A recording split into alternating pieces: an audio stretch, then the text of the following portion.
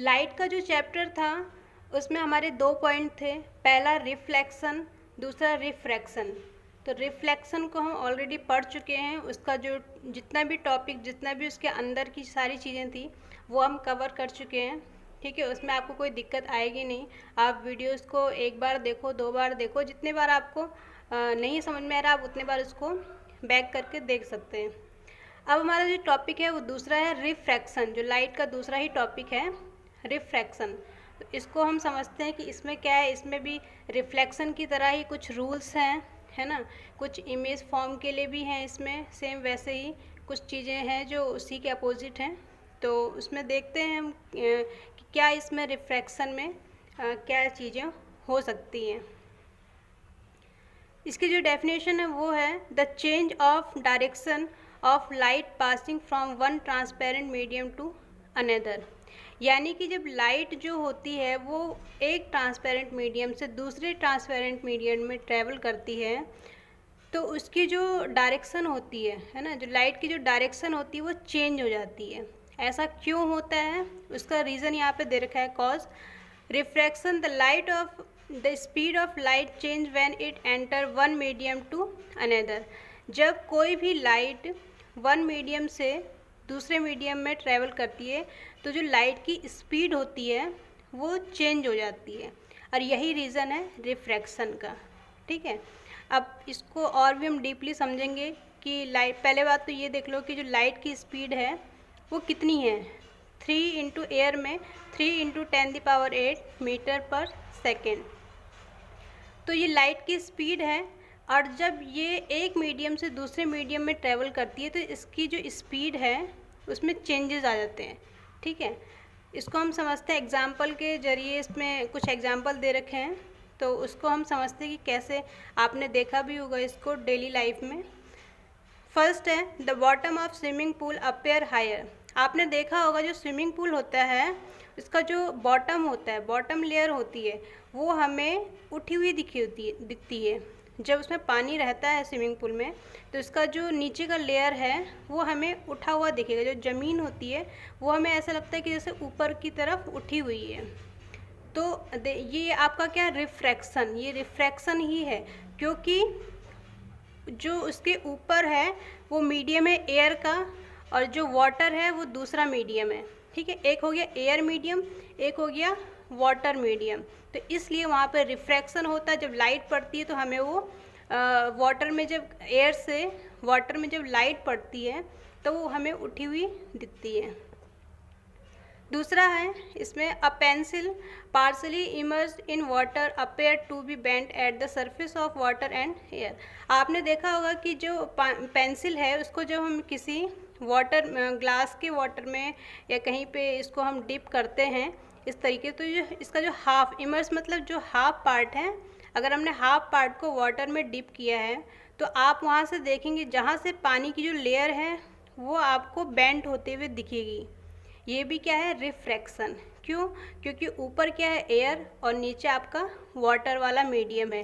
तो जहाँ पे वो मीट कर रहे हैं, ठीक है, जहाँ पे वो एयर और वाटर मीट कर रहे हैं, ठीक है, वो ऑब्जेक्ट रखा है तो वहीं से वो क्या दिखेगा, रिफ्रैक्शन वहाँ पे आपका होगा। ठीक है। थर्ड है इसमें lemon placed in glass tumbler appear bigger. तो जो ग्लास टम्बलर है, जो कांच की ग्लास है, उसमें जब हम लेमन को डालते हैं और अगर हम उसके दूसरे साइड यानी कि बाहर से हम देखें तो जो लेमन है ना उसका जो साइज़ है वो हमें बड़ा दिखाई देगा।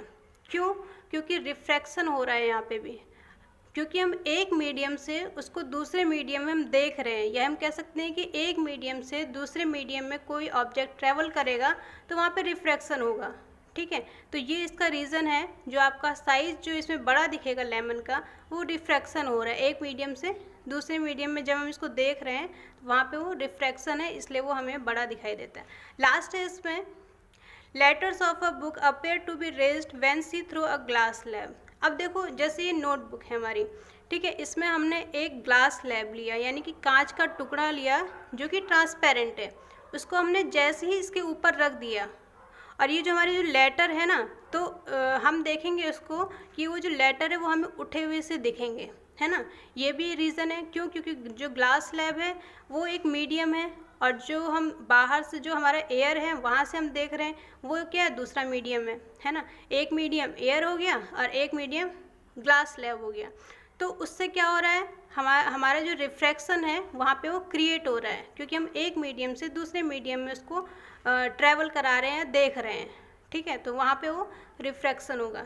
एक छोटी सी यहाँ पे इमेज है जिससे हम थोड़ा सा समझ लेते हैं। जैसे कि ये एयर है, ठीक है, ये जितना भी है यहाँ पे ये एयर है, यानी कि एक मीडियम हो गया। और ये दूसरा जो है हमारा सेकंड मीडियम, जिसको हमने वाटर कह दिया, ठीक है। तो ये नीचे वाटर है और ऊपर क्या है, एयर है। तो जब यहाँ से रेज़ आती हैं, लाइट की रेज़ जब आएंगी तो एक पॉइंट, यानी कि जैसे ये वाटर है, जब जहाँ पे भी ये पड़ेगी, ठीक है, तो वहाँ से थोड़ा सा ये बेंड हो जाएगी। इसकी जो स्पीड है वो क्या हो जाएगी, चेंज हो जाएगी वाटर, क्योंकि जो लाइट की स्पीड एयर में है वो दूसरी होगी, और जो वाटर में जैसे ही वो एंटर करेगी जिस पॉइंट पे है ना, उसकी जो लेयर है उसके एक पॉइंट पे जैसे ही वो एंटर करेगी तो वहाँ की जो लाइट की स्पीड है वो चेंज हो जाएगी। तो जो लाइट है आनी तो उसको ऐसे चाहिए थी, ठीक है, ऐसे सीधी ही जानी चाहिए थी, लेकिन वो क्या होती है, जैसे ही इस मीडियम में दूसरे मीडियम में आती है तो वो बेंड हो जाती है, थोड़ी सी वो बेंड हो जाएगी। और ये आपका जहाँ पे भी इस पॉइंट पे नॉर्मल है, जैसे कि हमने उसमें भी आपको बताया था रिफ्लेक्शन में, तो ये तो आपका नॉर्मल है, ठीक है। तो एक मीडियम आपका एयर हो गया, दूसरा मीडियम वाटर हो गया। जैसे ही रेज़ एक मीडियम से दूसरे मीडियम में जिस पॉइंट पे मिलती है तो वहीं से वो क्या हो जाती है, बेंड हो जाती है, उसकी जो स्पीड है वो चेंज हो जाती है, इसलिए रिफ्रैक्शन होता है। तो अब जब रिफ्रैक्शन की बात करते हैं तो इसमें हमने बेंड के लिए सुना है ना, कि जब रिफ्रैक्शन हुआ है तो बेंड हुआ है, यानी कि लाइट जो है वो बेंड हुई है, या कोई ऑब्जेक्ट हमें बेंड होता हुआ दिखाई दिया है, ये हमने रिफ्रैक्शन में पढ़ा है। तो ये जो बेंड है ये भी 2 टाइप्स में होता है ना, जिसको हम बेंडिंग टेंडेंसी भी बोलते हैं। जो बेंडिंग टेंडेंसी है वो 2 टाइप्स में होती है। एक है आपका रेयरर मीडियम और दूसरा है आपका डेंसर मीडियम। तो रेयरर मीडियम क्या होता है, जिसकी डेंसिटी कम होती है उसको हम बोलते हैं रेयरर मीडियम, और जिसकी डेंसिटी ज़्यादा होती है उसको हम बोलते हैं डेंसर मीडियम, ठीक है। एग्जांपल हम ले लेते हैं, जैसे हमने एयर लिया और वाटर लिया, ठीक है। तो जो एयर है उसकी डेंसिटी कम होती है, उसको हम बोलते हैं, क्योंकि वो गैस है तो उसकी डेंसिटी कम होती है, तो उसको हम बोलते हैं रेयरर मीडियम। और मान लिया जाए दूसरा हमने क्या लिया था, वाटर, तो उसकी क्योंकि वो लिक्विड है तो उसकी डेंसिटी क्या होगी, कम होगी, जिसको हम बोलेंगे डेंसर मीडियम। तो आपको ये बात समझ में आ गई होगी रेयरर और डेंसर की, है ना। जिसकी डेंसिटी कम होती है उसको हम बोलते हैं रेयरर, जिसकी डेंसिटी ज़्यादा होती है उसको हम बोलते हैं डेंसर मीडियम, ठीक है। जैसे हमने एयर और वाटर की बात करी। तो अब हम यहाँ पे ये जो हमने फिगर बनाया है इसके थ्रू हम समझते हैं रेयरर और डेंसर को, ठीक है। तो जैसे हमने जो ऊपर का पार्ट है, हमने जो ऊपर का जो पार्टीशन कर रखा है ये इससे, तो इसमें हमने जो एयर ले लिया है ऊपर के पार्ट में, ठीक है, और जो नीचे का है हमने वाटर ले लिया, ठीक है। नीचे का जो हमने वाटर ले लिया, ऊपर का हमने एयर ले लिया। तो देखो अब एयर और वाटर में क्या बताया था आपको मैंने, कि जो एयर है वो गैस है तो उसको हम रेयरर मीडियम बोलेंगे, है ना, उसकी डेंसिटी कम होती है। और जो डेंसर है यानी कि वाटर, इसकी क्या होती है डेंसिटी, वाटर की ज़्यादा होती है। तो अब यहाँ पे जो लाइट रेज है, जो इंसिडेंट रे हमने भेजी है ना, जैसे ही वो रेयरर से डेंसर में आती है ना, जैसे ही वो एंटर करेगी तो ये हमने नॉर्मल क्योंकि खींचा हुआ, आपको मैंने पहले ही बताया था कि जहाँ पे भी जिस पॉइंट पे होगा वहाँ पे नॉर्मल भी हम खींच लेंगे, है ना, तो ये नॉर्मल है। तो जैसे ही, वैसे तो जो लाइट रेज है उसको सीधा जाना चाहिए था, है ना, क्योंकि अगर एक मीडियम में होती तो सीधे जाती, लेकिन अभी एक मीडियम से दूसरे मीडियम में आ रही है, वो भी रेयरर मीडियम से डेंसर मीडियम में आ रही है। तो यहाँ पे क्या होगा ये देखो, तो जैसे ही यहाँ पे एंटर करेगी डेंसर में तो ये जो नॉर्मल की तरफ आ जाएगी थोड़ी सी, है ना, थोड़ी सी बेंड होकर नॉर्मल की तरफ झुक जाएगी और ये रेस निकल जाएगी, ठीक है। तो यहाँ पे ये जो एंगल बन रहा है, एक चीज़ और देखेंगे, ये जो एंगल है इंसिडेंट एंगल जो बन रहा है और ये जो रिफ्रैक्टेड एंगल बन रहा है, तो इसका स्पेस आप देखेंगे और इसका स्पेस देखेंगे, है ना।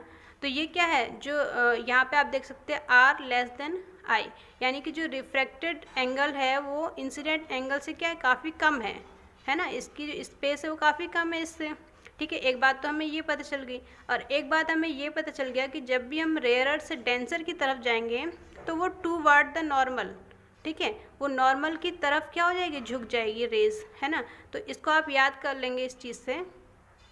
आर लिखा है यानी कि रेयरर, और डी मतलब डेंसर। जब ये रेयरर से डेंसर जा रही है तो टूवर्ड द नॉर्मल, मतलब नॉर्मल की तरफ ये झुक जाएगी, ठीक है। दूसरा इसका वॉइस वर्सा कर लो आप। एक हमने इसको जो डेंसर है उसको ऊपर ले लिया, जो रेयरर है उसको नीचे ले लिया। तो डेंसर में हमने वाटर को ही लिया और इसमें रेयरर को जो रेयरर है वो एयर ले लिया हमने। तो जब लाइट रेज है ना डेंसर से रेयरर में जा रही है, क्योंकि वॉइस वर्सा है, डेंसर से रेयरर में जा रही है, तो जाना तो उसको सीधा ही था ना, लेकिन क्या यहाँ पे मीडियम क्योंकि चेंज हो गया है, तो ये क्या करेगी, नॉर्मल, अब नॉर्मल तो हमारा यहाँ पे है ना, ये दिख रहा है आपको, तो ये नॉर्मल से क्या दूर हट गई है ना। तो ये इसका पैटर्न होता है कि जब ये रेयरर से डेंसर में एंटर करेगी तो ये क्या है, नॉर्मल की तरफ यानी कि टूवर्ड द नॉर्मल हो जाएगी। लेकिन डेंसर से रेयरर पे आने पे ये क्या होती है, अवे फ्रॉम द नॉर्मल, ठीक है। यानी कि इसको आप ट्रिक से याद कर सकते हो, ठीक है, ये पैटर्न है, इसको आप ट्रिक से याद कर लोगे तो अच्छा रहेगा। DAR, ठीक है, इसको याद कर लो, ये तो अपने आप ही अपोजिट आपको याद होगा। तो ये DAR का मतलब क्या है, डेंसर से रेयरर आने पे क्या होता है, अवे फ्रॉम द नॉर्मल, डर, जिसको हम DAR क्या बोलते हैं, डर। तो ये डर को याद कर लो, आपको ऑटोमेटिकली ही याद हो जाएगा ये चीज़, ठीक है। दूसरा इसमें एंगल की बात करें तो इसमें क्या हो रहा है, क्योंकि नॉर्मल से काफ़ी दूर हो रहा है, तो इसका जो रिफ्रैक्टेड एंगल है वो इंसिडेंट एंगल से क्या है, ज़्यादा है ना, जिसको हम बोल सकते हैं R ग्रेटर देन I। ये I से क्या है, ये ज़्यादा एंगल बना रहा है ये चीज़, ठीक है, ये ज़्यादा बना रहा है I से, तो इसको हम इस टाइप से भी लिख सकते हैं, ठीक है। तो अब आप कंपेयर कर सकते हैं, ये आपको समझ में आ गया होगा कि रेयरर क्या है और डेंसर क्या है, ठीक है। ये क्योंकि इसके पैटर्न है वो इसी पे ही फॉलो होगा, ठीक है, क्योंकि रिफ्रैक्शन में बेंडिंग की तो बात आई है। अब बेंडिंग को भी हमें 2 टाइप्स में पढ़ना है, रेयरर से डेंसर में और डेंसर से रेयरर में। एक बात कि जब रेयरर से डेंसर में आएगी तो नॉर्मल के टूवर्ड्स हो जाएगी, और जब डेंसर से रेयरर में आएगी तो वो क्या है, away from the normal, normal से क्या हो जाएगी, दूर हो जाएगी। तो ये बात आपको समझ में आ गई होगी। अब देखो, अभी तक हमने यहाँ पे पढ़ा था कि जो लाइट है वो एक बार रेयरर से डेंसर में जा रही है, फिर हमने इसका वॉइस वर्सा पढ़ा, डेंसर से रेयरर में जा रही है, ठीक है। अब हम इसको थोड़ा सा मर्ज करके पढ़ेंगे, कैसे, कि जैसे कि हमने रेयरर से डेंसर में लाइट भेजी और डेंसर से फिर से रेयरर में आ गई, ठीक है। तो यहाँ पे एक चीज़ है, यहाँ पे इसको हम देख लेते हैं। तो जब हम इसको मर्ज करेंगे तो हम एक ग्लास स्लैब लेते हैं, ठीक है, ग्लास स्लैब में हम रिफ्रैक्शन को देखते हैं कि कैसे होता है, ठीक है। तो हमने एक जो पहला मीडियम है ऊपर का, एयर, ठीक है, वो हमने एक पहला मीडियम ले लिया एयर, जिसको हम रेयरर बोलते हैं। दूसरा मीडियम हमारा ग्लास स्लैब है जो कि क्या है, डेंसर मीडियम है। थर्ड है हमारा जो नीचे फिर से, क्योंकि हमने उसको तीनों को मर्ज कर दिया, ठीक है, तो 3 वे में देखेंगे इसको। थर्ड है हमारा एयर, यानी कि ये क्या है, रेयरर मीडियम। तो क्या लिया हमने, रेयरर, डेंसर और फिर रेयरर। तो इसमें जो रिफ्रैक्शन होगा वो कैसे होगा, है ना। अभी तक तो हम 2 चीज़ पढ़ते थे, अब हमने इनको क्या मर्ज कर दिया है, तो हम इसको 3 वे में देखते हैं। तो देखो, जब हमने इंसिडेंट रे को, है ना, ये क्या है, इंसिडेंट रे यानी कि रेयरर मीडियम से डेंसर मीडियम में भेजा, तो वही क्या होगा, यहाँ पे बेंट हो जाएगा, किसकी तरफ, नॉर्मल की तरफ, ठीक है। तो ये नॉर्मल है आपकी, जैसे यहाँ से गई ये बेंट हो गई, ठीक है। अब ये क्योंकि डेंसर मीडियम है, ठीक है, ये क्या हो गई, रिफ्रैक्शन हो गया, रिफ्रैक्शन रे हो गई, जो आपकी ये क्या हुई है, यहाँ से इंसिडेंट रे, ये यहाँ से रिफ्रैक्ट हुई है, तो क्या हो गया, यहाँ पे रिफ्रैक्टेड रे है, जो कि क्या है, डेंसर में। अब इसको डेंसर से रेयरर में आना है ना। अब डेंसर से रेयरर आएगी तो क्या हो जाएगी, ये हो जाएगी यहाँ से अवे फ्रॉम द नॉर्मल, है ना, ये नॉर्मल से दूर हट जाएगी। जैसे कि आपने पढ़ा था पहले कि क्या होगा, डेंसर से जब रेयरर में आती है तो क्या होता है, अवे फ्रॉम द नॉर्मल, ये नॉर्मल से क्या हो जाएगी, दूर हट जाएगी। तो हम ये क्या हो गया, तीनों जो इसमें कंडीशंस थी ये इसमें मर्ज हो गई हैं। फिर से एक बार देख लो इंसिडेंट रे जो कि रिफ्रैक्ट हुई है, ठीक है, तो वो क्या है, नॉर्मल की तरफ आ गई है और बेंड हो गई है।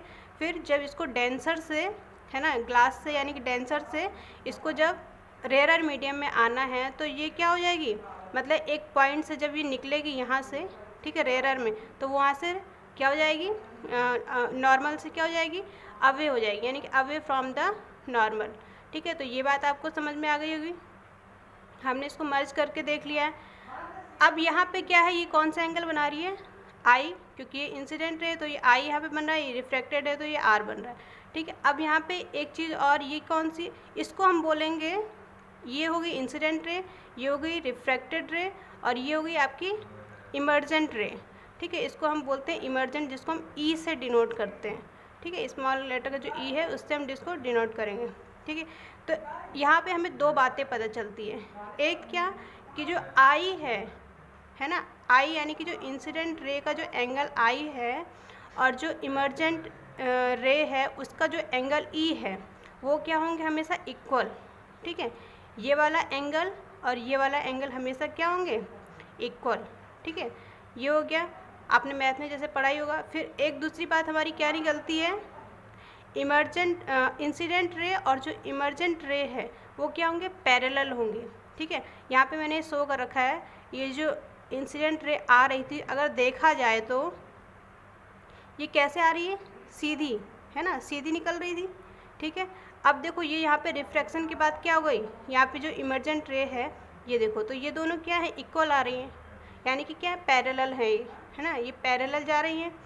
तो इसलिए यहाँ पे ये दो कंडीशन निकल गई। एक क्या, एंगल आई और एंगल ई दोनों क्या है, इक्वल हैं।